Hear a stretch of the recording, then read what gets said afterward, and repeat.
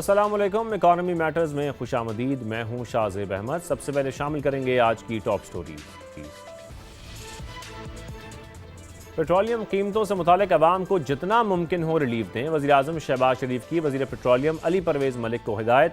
फौरी कराची पहुंचकर oil refineries से मुज़ाकरात का हुक्म। कहा, डीजल की पैदावार का ज़्यादातर हिस्सा मकामी रिफाइनरीज में तैयार होता है। कीमतों में कमी के लिए मुज़ाकरात जल्द मुकम्मल किए जाएँ। हुकूमत ने रिटेलर स्कीम ऐप का इजरा कर दिया। एप्लीकेशन के जरिए ताजर फाइलर बन सकेंगे। वज़ीर मुमलिकत ख़जाना बिलाल अज़हर कियानी के मुताबिक ऐप उन दुकानदारों के लिए भी है जो अभी टैक्स नेट में नहीं है। मईशत के लिए बुरी खबर भी है। नए माली साल के पहले माह ही $32 करोड़ का करंट अकाउंट खसारा रिकॉर्ड। जून के 81 करोड़ खसारे के मुकाबले में जुलाई में बेहतरी देखी गई। और आईटी के एक्सपोर्ट्स में 10% इजाफा हुआ। जुलाई में हजम $41 करोड़ रहा। माहिरीन के मुताबिक रवा माली साल बरामदात $5 अरब का संगे मील उबूर कर जाएगी। आगे बढ़ें, कुछ जिक्र करेंगे गैर मुल्की करेंसीज का। इंटरबैंक बैंक में डॉलर की कदर को देखा जाए तो रोज़ की तरह आज भी 1 पैसे की कमी हुई है, जिसके बाद इसकी कीमत $277.60 पर आ गई है। तो यूरो को देखा जाए तो 78 पैसे ये महंगा हुआ है। बरतानवी पाउंड के हवाले से आपको बताएं, ये 80 पैसे बढ़कर $376.25 इसकी कीमत हो चुकी है। बात कर लेते हैं गोल्ड मार्केट के हवाले से। मुल्क में सोने की कीमत में 2 दिन की तेजी के बाद कमी देखी जा रही है। फी तोला $3700 सस्ता हुआ है। कीमत $4,58,236 पर आ गई है। 10 ग्राम के रेट्स को देखा जाए तो $3100 इसमें कमी देखी गई। फिर इंटरनेशनल मार्केट के हवाले से भी आपको बताएं कि $37 फी ओंस ये सस्ता हुआ इंटरनेशनल मार्केट में, जिसके बाद कीमत $4,358 पर आ गई है। आज के मौजू की तरफ आते हैं। आज के प्रोग्राम में हम जिक्र करेंगे तवानाई इस्लाहात का। वज़ीर आज़म की ज़ेर सदारत काबीना कमेटी बराए तवानाई का इजलास हुआ, जिसमें नेशनल इलेक्ट्रिसिटी प्लान में तरामीम को मंजूर किया गया। 2027 से 2060 के लिए इंटीग्रेटेड एनर्जी प्लान के डिज़ाइन को भी मंजूर किया गया है। पावर डिवीजन के मुताबिक एनर्जी सेक्टर के लिए जामे और मरबूत फ्रेमवर्क बनेगा, जिसके तहत मुख्तलिफ शोबों को अलग अलग मनसूबाबंदी करने के बजाय एक मजमूई निज़ाम के तौर पर देखा जाएगा। अगर फैसलों को देखा जाए तो हुकूमत ने अब अपनी डायरेक्शन को वाजे कर दिया है कि अब ज़्यादा बिजली पैदा करने से आगे बढ़कर सस्ती बिजली की तरफ जाना होगा। रिन्यूएबल एनर्जी का शेयर बढ़ाना होगा ताकि ग्रीन एनर्जी हासिल हो। फिर मुस्तकबिल की तलब को पूरा करने के लिए बिजली पैदा करने की सलाहियत में इजाफा भी किया जाएगा, ये भी प्लान में शामिल है। फिर कौमी तरसीली निज़ाम को भी वसअत दी जाएगी ताकि पैदा होने वाली बिजली मौसर अंदाज में सार्फिन तक पहुँच सके, जो कि एक बहुत बड़ा प्रॉब्लम रहा है। बिजली को कम कीमतों पर सनती और घरेलू सार्फिन तक पहुँचाने की हिकमत अमली भी बनाई गई है। फिर रेट्स को ज़्यादा मौसर बनाने पर काम भी होगा, यानी कि साथ में आपको ये भी बताएं कि सार्फिन को मुनासिब नरखों पर बिजली फराहम की जा सके, इसके लिए भी प्लानिंग की जा रही है। बैरूनी इन्हिसार कम करने के लिए लोकल सोर्सेज, फिर टेक्नोलॉजी और तकनीकी सलाहियत बढ़ाने पर तवज्जो भी दी जाएगी। दूर दराज जो इलाके हैं या कम सहूलत वाले जो इलाके हैं, वहाँ पर सोलर और दीगर रीन्यूएबल सोर्सेज से बिजली पहुँचाने पर जोर दिया गया है। फिर कम कार्बन और माहौल दोस्त बिजली की पैदावार को फ़रोग देना भी एक तवील मुद्दती मंसूबे का हिस्सा है। साथ में डिजिटल और मकामी टेक्नोलॉजी को ज़्यादा से ज़्यादा इख्तियार किया जाएगा। एनर्जी प्लान में वफाकी और सूबाई हुकूमतों के अलावा स्टेक होल्डर्स भी शामिल होंगे। अलबत्ता इन तरामीम पर खैबर पख्तूनख्वा हुकूमत और नेपरा से मजीद मुशावरत भी ज़रूरी करार दी गई है। पाकिस्तान और दूसरे ममालिक के दरमियान क्रॉस बॉर्डर इलेक्ट्रिसिटी ट्रेड को फ़रोग देने की गुंजाइश पैदा की जाएगी। इस हवाले से भी बात करेंगे। साथ में एनर्जी सेक्टर में मुमकिना खतरात की निशानदेही, मार्केट ऑपरेशंस और इंतजामी मामलात को भी तरामीम में शामिल किया गया है। काबीना कमेटी में पावर सेक्टर और गैस सेक्टर में गर्दशी कर्जों के मुतालिक भी रिपोर्ट पेश की गई। हुकाम के मुताबिक 30 जून तक पावर सेक्टर का सर्कुलर डेट 1675 अरब से 1835 अरब के दरमियान होने का तखमीना लगाया गया है। हुकाम के मुताबिक पेट्रोलियम और गैस के शोबे में सर्कुलर डेट 1800 अरब रुपए से तजावुज़ कर गए, जबकि गैस सेक्टर के मजमूई वाजबात भी 3400 अरब रुपए से ज़्यादा हो गए हैं। आज पर तफसीली हमने बात करनी है। हमारे मेहमान हमारे साथ मौजूद हैं। Syed Faizan Ali, energy adviser power division हैं, वो आपका बहुत शुक्रिया। साथ में खुरम मुश्ताक साहब, साबिक चेयरमैन हैं मैपको के, वो भी हमें ज्वाइन कर रहे हैं। आगे चलकर doctor Khalid Waleed, energy economist हैं, वो भी हमारे साथ मौजूद होंगे। बहुत शुक्रिया फैज़ान अली साहब, एक बार फिर आज हमारे शो में आपने हमें कीमती वक्त दिया है। सबसे पहले तो मैं आपसे जानना चाहता हूं कि पिछले शो में जरा आपने जिक्र किया था, फिर हम आगे बढ़ते हैं टॉपिक की तरफ। आपने बात की थी लोड शेडिंग के हवाले से कि टेक्निकल मसाइल की वजह से लोड शेडिंग बढ़ती जा रही है। मैं जरा चाहूंगा आज आप एक बार फिर हमें जरा क्लियर कर दें, क्या वाकई अब भी जो लोड शेडिंग इस वक्त मुल्क भर के मुख्तलिफ इलाकों में, पंजाब के मुख्तलिफ शहरों में हो रही है, वो टेक्निकल मसाइल की वजह से ही हो रही है? जी कुछ हद तक जो लोड शेडिंग है वो अभी भी उसी का मोरस वही स्टेटस है। जैसे कि आपको पता है कि बारिशें भी आजकल बहुत ज्यादा हो रही हैं, तो कुछ हद तक तो टेक्निकल वजूहात की वजह से बिना पे लोड शेडिंग हो रही है। लेकिन उसके अलावा जो बाकी, जैसे मैंने लास्ट टाइम आपको बताया था कि जो मिडिल ईस्ट में जो क्राइसिस है, एलएनजी की जो कमी है, उसकी वजह से भी कुछ हद तक आपकी लोड शेडिंग हमें 1 से 2 घंटे तकरीबन करनी पड़ती है। अब उसमें जो मेजर क्वेश्चन वो ये होता है कि या तो आप महंगी गैस, जो आपकी दरामदी गैस है, उसको आप स्पॉट मार्केट से परचेज करके, और जो फिर जो उस महंगी गैस का बोझ है वो आम आवाम पे भेज दें, या फिर आप 1 से 2 घंटे की लोड शेडिंग को बर्दाश्त कर लें। तो ये एक डिसीजन है जो कि काबीना फैसला करती है कि 1 1.5 घंटा लोड शेडिंग यानी बर्दाश्त कि कर सकते फैजान हैं, साहब और फिर वो ये ही डिसीजन इस है कि वक्त। लोड शेडिंग करनी है ना, मैं यही आपसे जानना चाह रहा हूँ।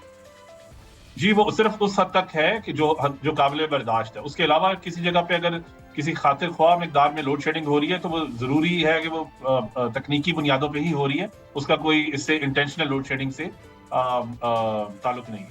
सही। फैजान साहब आगे बढ़ते हैं, आज के टॉपिक की तरफ आते हैं। वज़ीर आज़म की जो ज़ेर सदारत एक कैबिनेट कमेटी ने हमें देखा कि नेशनल इलेक्ट्रिसिटी प्लान में जो तरमीम है उसको मंजूर किया है, आम फैसले किए गए हैं। पहले तो ज़रा ये बताएगा हमारे नाजरीन को, ये नेशनल इलेक्ट्रिसिटी प्लान में अमेंडमेंट्स की जा रही हैं और ये क्यों की जा रही हैं?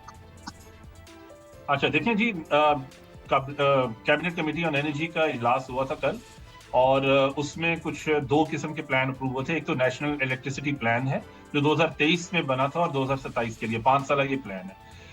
वो उसके अंडर फिर एक इंटीग्रेटेड एनर्जी प्लानिंग भी का भी एक प्लान था, जो कि उसकी एक शिप थी, उस पर बनाना था। तो उसका जो हाई लेवल डिजाइन है, जो उसके अहम जो खदोखाल है, वो कल काबीना ने उसकी भी मंजूरी दी है, और वो भी अब एक इंटीग्रेटेड एनर्जी प्लान बनेगा।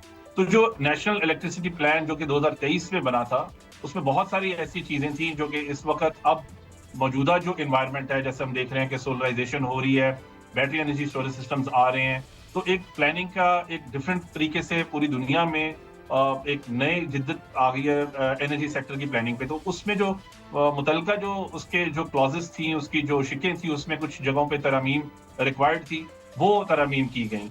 जैसे अच्छा, कि मैं बिलफर्ज मैं हमारा जो खुरम साहब की तरफ जाऊंगा, नेशनल। लेकिन फैजान साहब ज़रा ये क्लियर कीजिएगा, हम ये समझना चाह रहे हैं जो मेन ऑब्जेक्टिव्स थे वो ज़ाहिर है जो प्लान में ऑलरेडी थे, ये अमेंडमेंट्स क्या एक रिवीजन है, ये मैकेनिज्म जो है उसको चेंज किया जा रहा है, कहाँ तब्दीली की जा रही है? नहीं, जो देखिए उसकी जो मेन जो मैकेनिज्म्स या जो मेन उसके जो सतून है वो वही है। जैसे डाइवर्सिफिकेशन हमने करनी है, एनर्जी की इंडिजनाइजेशन करनी है, अफोर्डेबिलिटी लेकर आनी है हमने एनर्जी की प्राइसेस में, या हमने खुद सस्टेनेबिलिटी लेकर आनी है, एनवायरमेंटल हिसाब से क्लीन एनर्जी की तरफ जाना है, तो वो ही रहेंगी।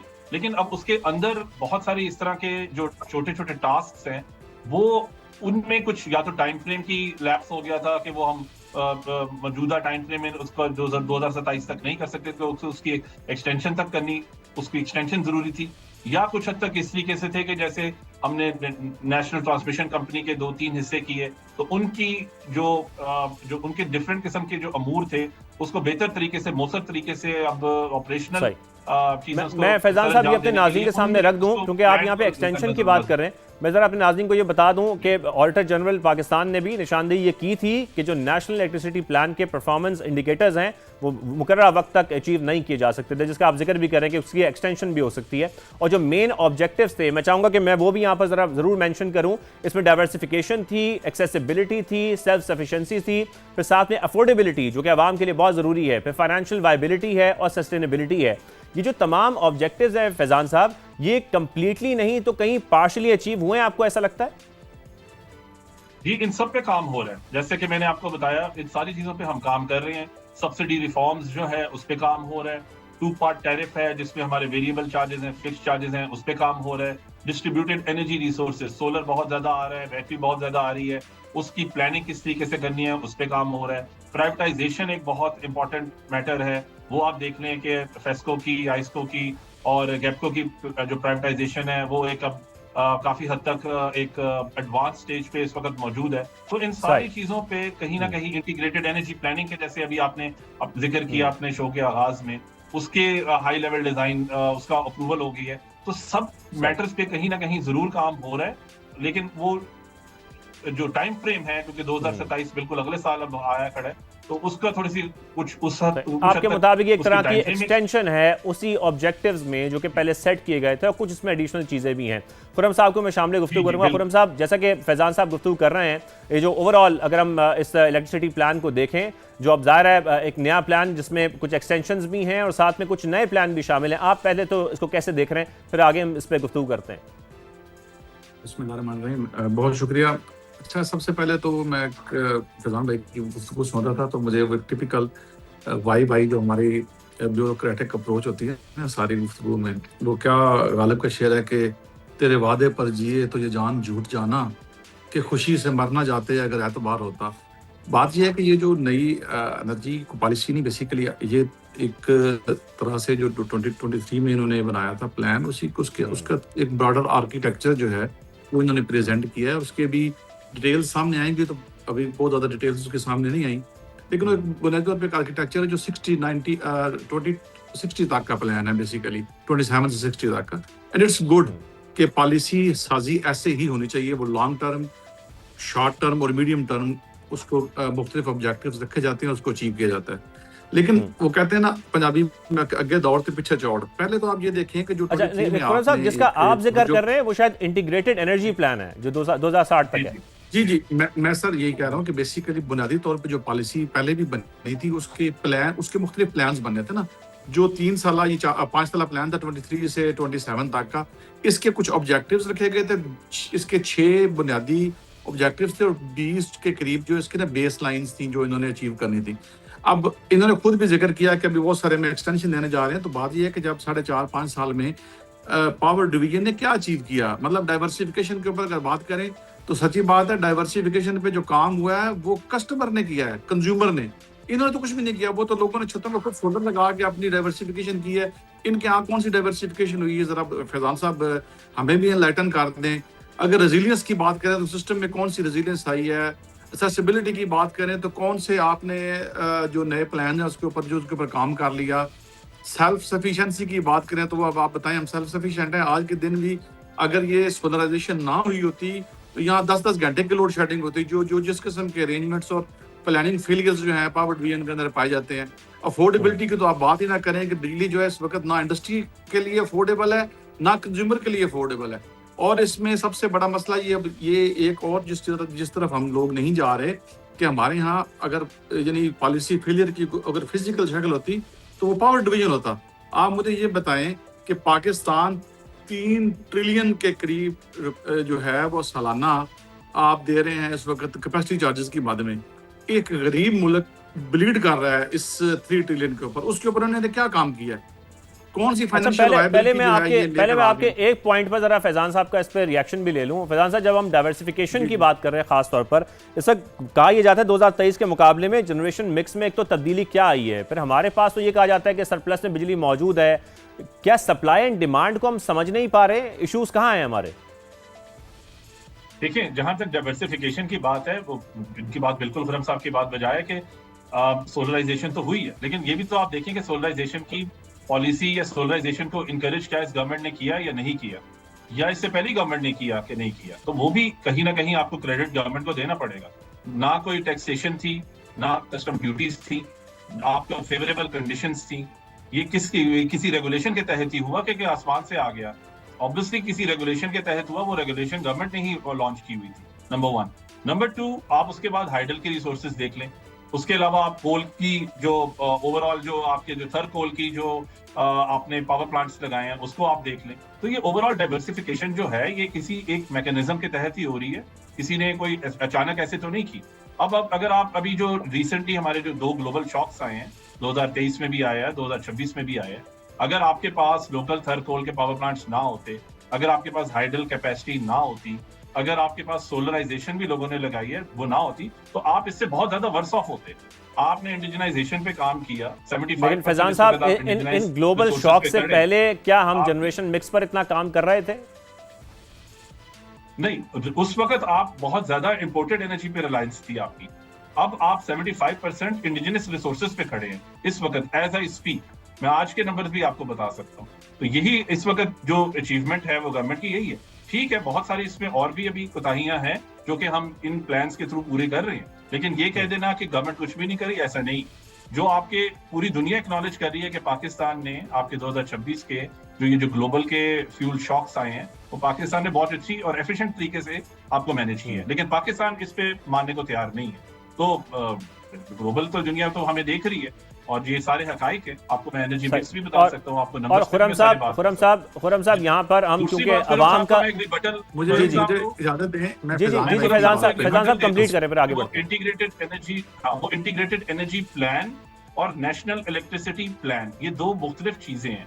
नेशनल इलेक्ट्रिसिटी प्लान में डिजिटाइजेशन, डाटा गवर्नेंस, बहुत सारी चीजें शामिल है। इंटीग्रेटेड एनर्जी प्लान उसका एक हिस्सा है कि एक जामे तरीके से एनर्जी की जो कंजम्पशन है और जो डिमांड है और जो खपत है, उसकी एक प्लानिंग होगी, मिल बैठ के प्रोविंशियल गवर्नमेंट के साथ और फेडरल गवर्नमेंट के साथ और मुख्तलिफ मिनिस्ट्रीज के साथ। तो ये दोनों चीजों को आप इकट्ठा मिक्स ना करें, ये दो अलग अलग चीज। ठीक है, आपका पॉइंट आ गया। खुरम साहब, एक तो ज़ाहिर आप फैजान साहब का जवाब बिल्कुल दे सकते हैं, लेकिन जो एक अवामी बात है वो अफोर्डेबिलिटी की है, जिस पर आवाम मुसलसल रोती रही है और ये कहती रही कि हमें सस्ती बिजली प्रोवाइड कर दी जाए।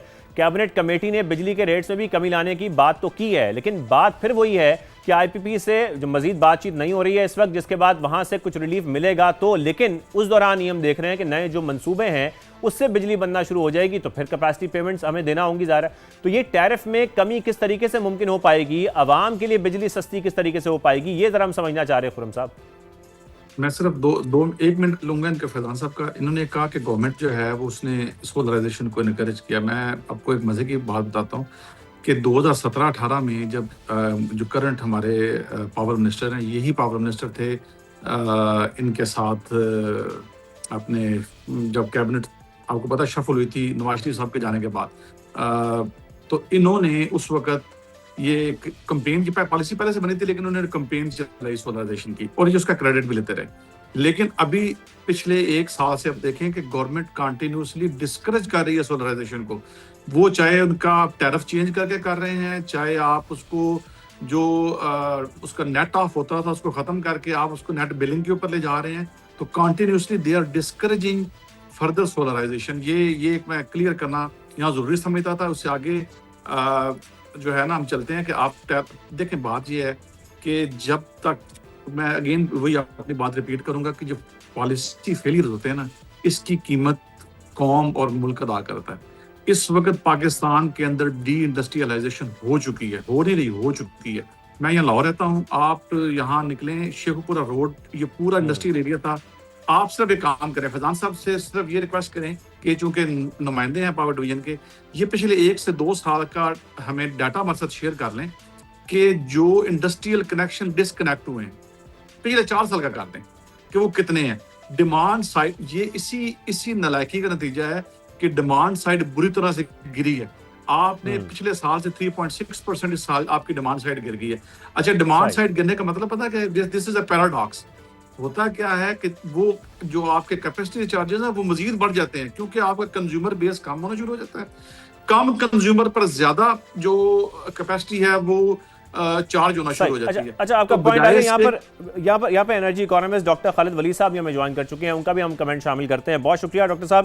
डॉक्टर साहब, ये नेशनल इलेक्ट्रिसिटी प्लान की जो तरामीम है, अमेंडमेंट्स हैं, इस पर हम बात कर रहे हैं। सबसे पहले आप इस पर कमेंट कीजिएगा, फिर हम गुफ्तगू आगे बढ़ाते हैं। जी बहुत शुक्रिया। देखें, ये काफ़ी अरसा पहले का प्लान है। अब आपके जो डायमेंशन हैं वो सारी चेंज हो गई हैं। इट्स अ गुड थिंग कि हम चीज़ें अमेंड कर रहे हैं, लेकिन अमेंडमेंट्स जो आ रही हैं, जो प्रपोज की गई थी, जब वो डॉक्यूमेंट आएगा तो पता चलेगा। लेकिन अगेन मेरी राय में ये जो लेगेसी सिस्टम है उसको प्रोटेक्ट करने के लिए शायद उसका जो ज़्यादा सिग्निफिकेंट पोर्शन है उस पर फोकस्ड है। ख़ासतौर पे आपकी जो जनरेशन बेस्ड प्लानिंग है, generation capacity expansion based planning है। अब शायद ग्रिड की डायमेंशन चेंज हो गई हैं सोलर की वजह से, बैटरी रेवोल्यूशन की वजह से। अब शायद गवर्नमेंट को बजाय इसके कि वो कैपेसिटी एक्सपेंशन पे काम करे, अब उसको डिमांड साइड मैनेजमेंट प्लस उसको ग्रिड मॉडर्नाइजेशन और ये जो डिस्ट्रीब्यूटेड जनरेशन का कॉन्सेप्ट आ गया, उसको ज़्यादा अच्छे तरीके से समझने की ज़रूरत है। और साथ में अब कैपेसिटी एक्सपेंशन की बजाय कैपेसिटी मैनेजमेंट की तरफ जाने की ज़रूरत है, ना कि आप जो लेगेसी ग्रिड है उसको बचाने की कोशिश करें या ये जो आईपीपीज का सिस्टम है। तो अब हमें नए out of the box solutions की ज़रूरत है। अगर अमेंडमेंट्स में आपने प्लान में early retirement of coal power plants या fossil fuel based power plants को डाला है तो बड़ी अच्छी चीज़ होगी। आपके पास क्लाइमेट फाइनेंस अवेलेबल है, एशियन डेवलपमेंट बैंक का एनर्जी ट्रांजिशन मैकेनिज्म अवेलेबल है जो आपको हेल्प आउट करता है कि आप पुराने जो पावर प्लांट्स हैं, डॉक्टर साहब इसमें एक पॉइंट मेरा बड़ा सादा सवाल ये है कि इस पिछले प्लान ने भी 2023 से लेकर 27 तक भी और आगे इसमें अमेंडमेंट्स की गई हैं, मजीद प्लान भी शामिल किए जा रहे हैं, लेकिन ये अफोर्डेबिलिटी आवाम के लिए कब होगी बिजली में? देखिए, अफोर्डेबिलिटी के लिए एक ही चीज़ है, या तो गवर्नमेंट जो है वो फिक्स्ड चार्जेस लगा दे जो कि ये लगा रहे हैं। उससे ये होगा कि लोग ज़्यादा सोलर की तरफ जाएंगे और वो जो विशियस साइकिल जो खुरम साहब जिसका जिक्र कर रहे हैं वो कंटिन्यू रहेगा। अगर आप ट्रू सेंस में अफोर्डेबिलिटी पे काम करना चाह रहे हैं तो आपको जनरेशन साइड रिफॉर्म करने की ज़रूरत है। वो वाले पावर प्लांट जो नहीं चलते, जिनका यूटिलाइजेशन रेट 0 हो चुका है, उनको बंद कीजिए, उनको रीपर्पस करें बैटरी एनर्जी स्टोरेज फैसिलिटी में। आपको 2-3 प्लांट्स का मैं नाम लेके बता देता हूँ। चाइना हब पावर प्लांट है, वो पिछले 3 महीने में 0% चला है, कोई मेगावाट बिजली प्रोड्यूस नहीं की। इसी तरीके से आपके जो जामशोरो कोल प्लांट है उसके भी यूटिलाइजेशन रेट कम है। लेकिन डॉक्टर साहब मुझे ब्रेक पे जाना है, मैं कमेंट जरा फैजान साहब से भी ले लूं, फिर ब्रेक के बाद हम इसको डिस्कशन को आगे बढ़ाएंगे। लेकिन फैजान साहब जरा पहले इस पर कमेंट जरूर कीजिएगा जो अभी बात कर रहे थे खुरम साहब भी कि सोलर को डिस्करेज कर रही है फर्दर अब गवर्नमेंट, क्या ये बात हकीकत है? ये कतई गलत बात है और मैं डिटेल में खुरम साहब के हर क्वेश्चन का जवाब देने का मैं दे सकता हूँ इधर। अब आप मुझे नहीं पता आपके पास कितना टाइम है, लेकिन देखें सोलर का आपको समझने की जरूरत है। अगर आप सिर्फ एक आंख से देखेंगे ना कि मैं सोलराइजेशन लगाता रहूं, तो आप देखें श्रीलंका में क्या हुआ कि उन्होंने सोलराइजेशन को इनकरेज किया। 2000 उनका जो डे टाइम लोड है वो 2000 मेगावाट से भी कम आ गया और ब्लैकआउट हो गया। इसी तरीके से डिफरेंट ममालिक में हमने डिस्करेज नहीं कर रहे, वी आर जस्ट चैनलाइजिंग। पूरी दुनिया में नेट बिलिंग की रिजीम है, हमारे यहाँ नेट मीटरिंग की थी।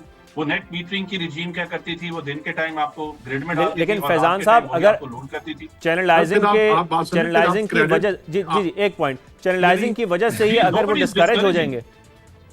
एक तरफ आप क्रेडिट लेते हैं कि हम सोलराइजेशन का हम जो है वो चैंपियन है, दूसरी बात यह है कि कम से कम जो पॉलिसी जो भी होती है ना वो उसको उसके अंदर एक कंटिन्यूटी होती है। और सर आप बोलने नहीं दे रहे। खुरम साहब एक मिनट, फैजान साहब आप कंप्लीट करें। जी फैजान साहब कंप्लीट करें। टेक्निकल जवाब मैं आपको टेक्निकल जवाब दूंगा और फाइनेंशियल भी जवाब दूंगा।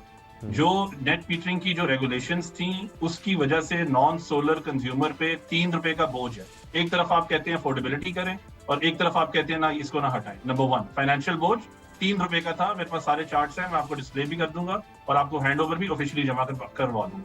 दूसरी बात टेक्निकल प्रॉब्लम ये है कि दिन के टाइम जब सारे कंज्यूमर सोलराइजेशन लगा के रिवर्स पावर फ्लो करते हैं तो वो आपकी टेक्निकली जो उसकी आपकी जो ग्रिड है वो उसकी वोल्टेज की जो लिमिट्स है उसको वायलेट करता है, आपकी ट्रांसफार्मर्स को बर्डन करता है। उसके अलावा रात वो जो आपका मिनिमम डे टाइम लोड वो इतना कम हो जाता है कि एक टाइम आता है कि आपकी सस्टेनेबिलिटी नहीं रहती और आपको ब्लैकआउट होने के चांसेस होते हैं। इस दफा ईद में पिछली दफा हम 6000 मेगावाट पे मिनिमम लोड पे आए, इस दफा हम ईद के दिनों में 5000 मेगावाट पे आ गए, अगली दफा हम 4000 पे चले जाएंगे। जब ब्लैकआउट होगा तब भी आप हमारे पे पॉइंट आउट करेंगे कि आप लोगों ने पॉलिसी मेजर्स ठीक नहीं लिए। आप पूरी दुनिया की हिस्ट्री आप जरा स्टडी कर लें टेक्निकल बेसिस पे, ये सारी दुनिया में चेंजेस आ रही है। मैं इसी पर जवाब ले लूं खुरम साहब का। जी खुरम साहब। सर मेरी देखिए ये किसी हद तक बात दुरुस्त फरमा रहे हैं। मेरा जो एतराज था वो ये था कि जब आप पॉलिसी बना रहे होते हैं ना कोई भी, ये सारी चीजें उस वक्त मद्देनजर रखी जाती है। 2016-17 में सर सुने प्लीज बात तो सुन लें। 16-17-18 में ये जो अवैस लहरी साहब हैं यही मिनिस्टर थे पावर के, और इनकी जो कंपेन्स हैं वो मैं आपसे शेयर कर दूंगा जो उन्होंने उस वक्त की। और उस वक्त ये उन्होंने नहीं सोचा कि इसको हम किस तरीके से प्लान करें कि कितनी सोलराइजेशन हमने करनी है, किसको करने देनी है, किसको नहीं। उस वक्त इन्होंने अंधाधुंध कंपेन चलाई और ऑब्वियसली कंज्यूमर ने जो अफोर्डेबल कंज्यूमर थे वो आपको लगता है प्लानिंग का फुकदान था सोलराइजेशन के अंदर भी।